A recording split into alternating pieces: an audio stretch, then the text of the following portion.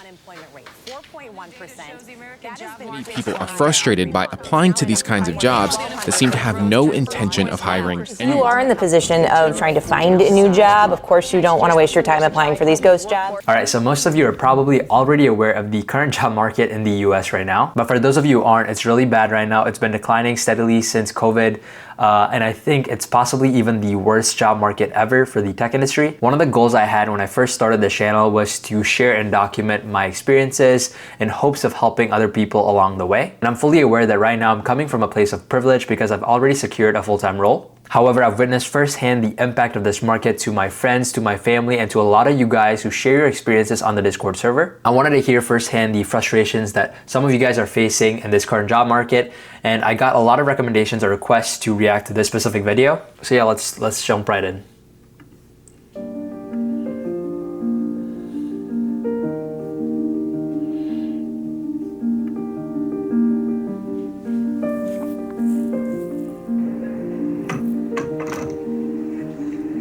So I'm standing in Cambridge with the Google office behind me with a bunch of resumes in my hand. And if you're wondering why I'm, choosing to come back to this platform in this fashion, well, it's because of the wonderful and beautiful nature of the job market and, all those in charge of, dealing with the job market and applicants such as myself and, everything that they're doing. The plan is to find people walking out of this office and all of the offices in the neighborhood. We've got Microsoft, Akamai and a few other, tech companies here. The plan is to hand out my resume as though I'm handing out flyers for Domino's or Pizza Hut and, hope that they're hiring in their team or in their org and, somewhat be able to strike a conversation with them, which might lead to an interview and, no idea where that interview will lead, but I'm out of options. So if you have any suggestions, please let me know down in the comment section below. If you think reaching out to people for referrals is enough, well, that's not enough either. The only way to land interviews, at least in my experience so far, is through personal recommendations. And by that I mean someone being able to sell you to a hiring manager who finally gets convinced and calls you for an interview. And what happens sometimes, even if you get these interview calls, 4 or 5 rounds later you either get ghosted or you get a beautiful email saying sorry, we've decided to go ahead with someone else. So honestly, I have absolutely no idea what the job market expects from applicants such as me at this point. If the expectation is for everyone to launch a new ChatGPT or turn into an Elon Musk or a Jeff Bezos and launch rockets into outer space, then please put that on the job description because we'll learn it. That was pretty good. The last point especially, put it on the job description because we'll learn it. I think that's accurate. A lot of job descriptions, at least from my perspective, don't really represent what the company is looking for, which is why it's so hard to match it or so hard to understand what the company's looking for. So yeah, one thing companies could do is definitely, publicly declare what they're looking for, try to understand specifically what they want from a role, instead of just listing out like SQL, R, Python, whatever, C++, Scala. List out some of the projects that they want you to work on, some of the stuff that they really want you to be skilled in, stuff like that. So instead of just being a general boilerplate job description. But I noticed he said not enough or isn't enough a lot, and I wanted to talk about that. So yes, applying to job boards alone might not be the highest success rate in terms of getting an interview or an offer, but it's what you have to do, right? Getting referrals definitely has a higher chance of getting an interview or whatever, a conversion rate. But I don't understand what he means by isn't enough, because these things were never meant to be enough. It was never meant to be apply, interview, offer. It was never meant to be that simple. However, networking, getting referrals definitely boosts your chances, right? So maybe from his experiences, it's different, but personally from what I've seen and what I've heard, applying on job boards, you're gonna have ghost jobs, scam jobs, whatever jobs. It's probably not gonna be the best in terms of success rate, but not many people have a network of people who work at big companies that they can get referrals from. So they resort to LinkedIn, cold outreach, or blind emailing a couple people from different companies. And sometimes that works, sometimes that doesn't, but it's better than applying without any referral. And a note to all the career coaches and all these LinkedIn gurus who sit on platforms like YouTube and LinkedIn and tell us to optimize our LinkedIn by reaching out to people and sending cold messages and all of those things, sending a text with a connection request. None of those things work anymore because nobody accepts these requests at all. Nobody even looks at these messages. Everyone in the US who's a student who's looking for a job is doing this, and nobody even accepts these connection requests, or they don't even look at these messages. So all of that is just a waste of time. And even those people who do, if you're lucky enough to get a response, all they say is go apply on the job portal, because nothing is as effortless as networking and being directed to a black hole that you're trying to avoid in the first place. Why do I call it a black hole? Because I have no idea where my resume is going if I apply on the job portal. And it's not just me, I'm speaking. That's fair, right? The effort might be, there might not be a result to your effort, but there's always, the whole point of this, the whole point of cold outreach is that there is a small chance that it will work. And when it does work, you get a lot of benefit. You might get an automatic phone screen or an interview, and that might directly push you through the ranks and push you up because you have someone else who's invested in your process, your application to that company. Yes, from a perspective of from his perspective, it's harder to do it, but doesn't mean it's not going to work. And when you mentioned black hole, yeah, that's so true. Like the ATS system, nobody understands it. Nobody fully understands it. Not even probably recruiters understand it. Sometimes they don't match good qualified candidates to that job just because the ATS system doesn't read their resume correctly or whatnot. It is a black hole, which is why the best thing you can do is get your resume to a human, to a person, to get it to be seen, and let them decide if you're worthy or not. Which is pretty hard if you don't have a referral or someone directly working in the company that you know. Speaking for all the international students in the US who are applying to jobs at the moment and who are, facing a hard time because, you apply to a job and you either get auto-rejected because the position is already filled, and then that puts a question in your head of why the hell it's even posted in the job portal, because they fill it first internally and then they choose to post it on LinkedIn or a Glassdoor or Indeed or, whatever the hell job platform is there right now.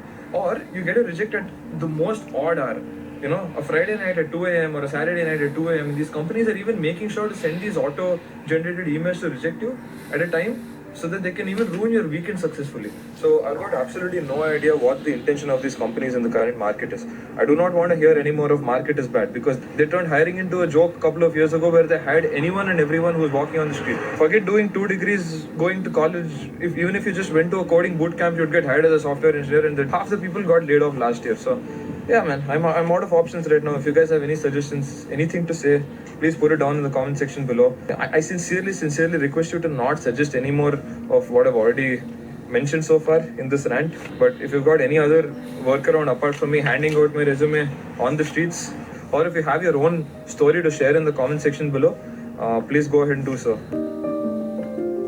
Yeah, I think that's about what he had to say. I truly do empathize with him. Yeah, LinkedIn, YouTube gurus, I totally get it. Like, maybe I'm one of them too. I'm going to try my best to give feedback that isn't repetitive or isn't stuff that he's already heard. But to be fair, a lot of the stuff he said could work. Like, he's closing doors that have worked for other people, might have not worked for him. But I'll get to that in a second.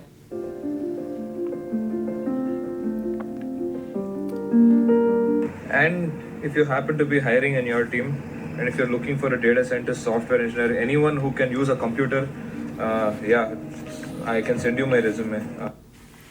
And from from the frames I've seen, his resume looks to be like a Jake's resume spin-off. Like, the skills look to be at the top, the education section looks to be at the top.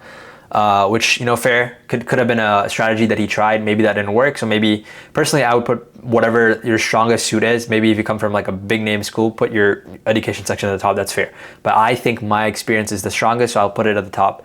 Maybe that's the same case for him. Based on his LinkedIn profile, he does have a lot of or some relevant experience that might put him, above other competitors or other peers. So that might be a possible recommendation. But just looking at his LinkedIn, it looks like he is currently employed, but this could be like a temporary position or an unpaid position or whatnot.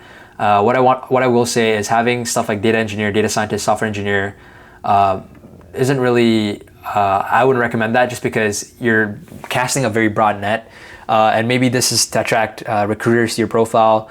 But personally, if I was hiring someone who had their hands in 3 or 4 different niches for a specific role, it'd be very hard for me to recommend them. But maybe he is very skilled in all 3 niches. Looks to me like he's mostly focusing on data engineering, but he might just be testing the waters to see what sticks, which is completely fine. Yeah, I think him and a lot of other people want to feel heard. They want their frustrations heard.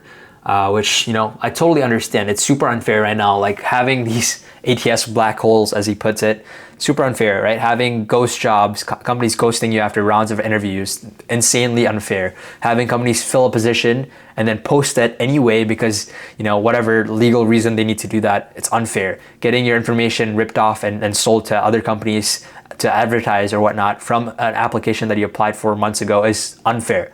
But it's just the reality of the situation we have right now. It's just the reality of the market right now. Like I said, it took a lot of courage for him to post this, and it looks like a lot of people resonate with how he feels.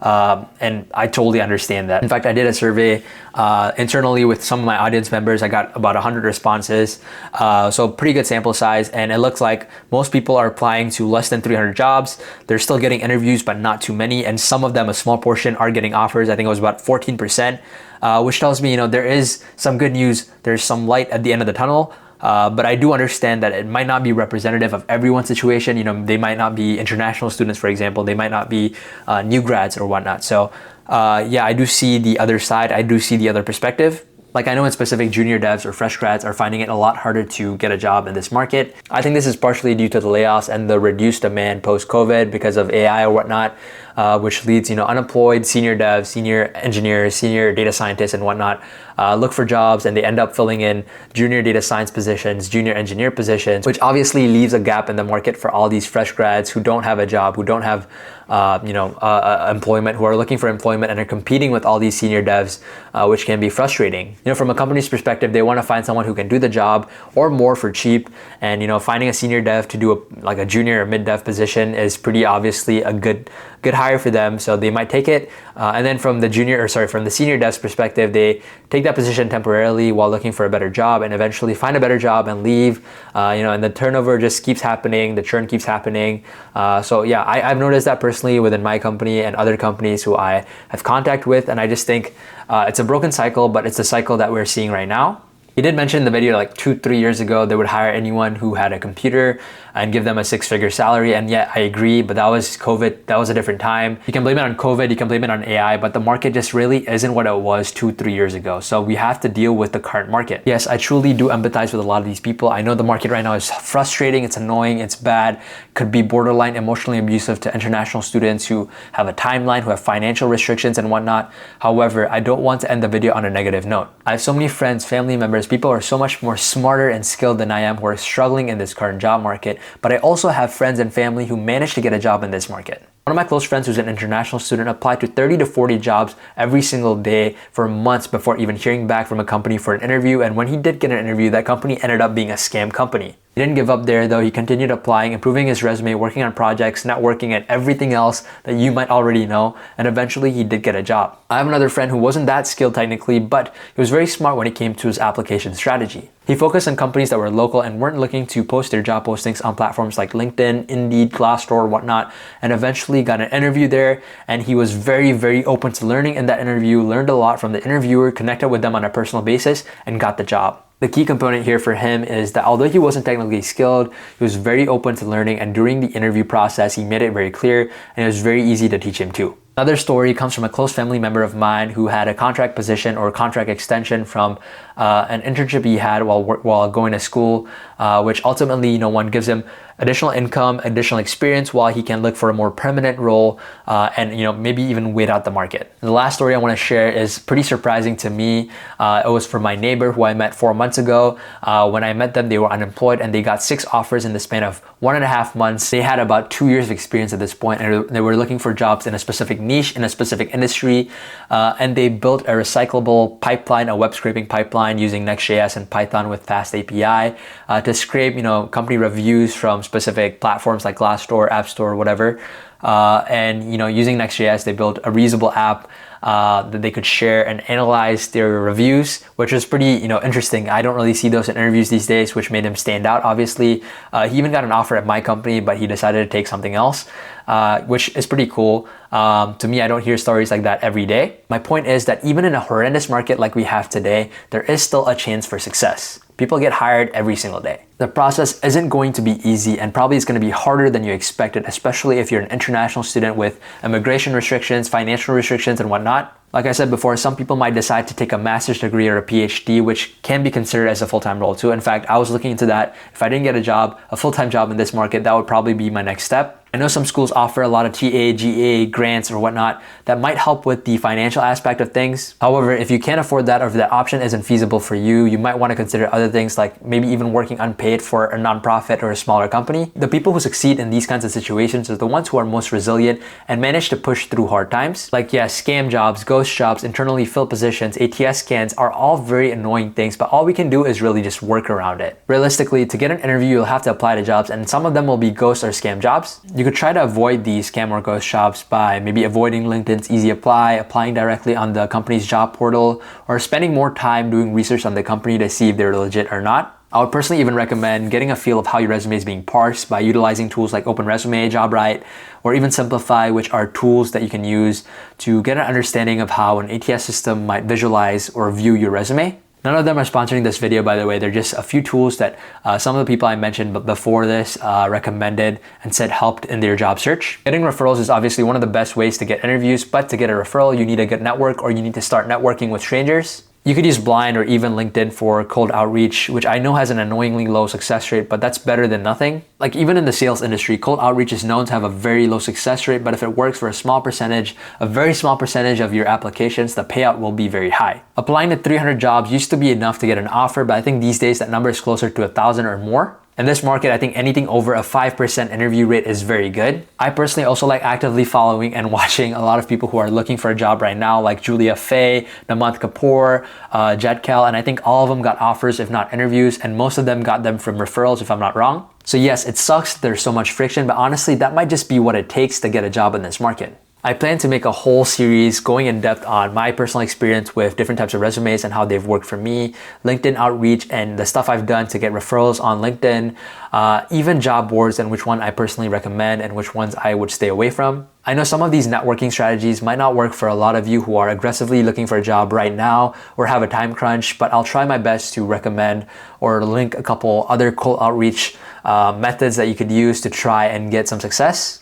My hope for this video is to hopefully just encourage and motivate some of you guys to stay resilient through this tough time. Hopefully some of the success stories you heard today could inspire you, maybe even give you ideas on how you could change your approach. I know for every one success story, there's 10 or more rejection stories behind them, so hopefully your success story will be coming soon. Yes, it's super depressing to apply to a job and get your resume thrown into a black hole, and it's super annoying to go through 6 or 7 rounds of interviews just to get ghosted in the end. But what if that next application was the one it took to get that offer you've been dreaming of? If you've already applied to hundreds of applications, maybe switch it up and try improving the quality of your applications. If you're already trying to upskill yourself while applying to all these jobs, maybe instead of taking another course or certification, focus on working on a really deep and detailed project that you think will be beneficial to your resume, or even contributing to an open source project. If you can afford it, maybe even consider providing your services to a smaller nonprofit company for free. If your current resume format isn't working, maybe try a different orientation. The point here is to focus on what you can control, and with that, keep changing and experimenting until you find something that sticks.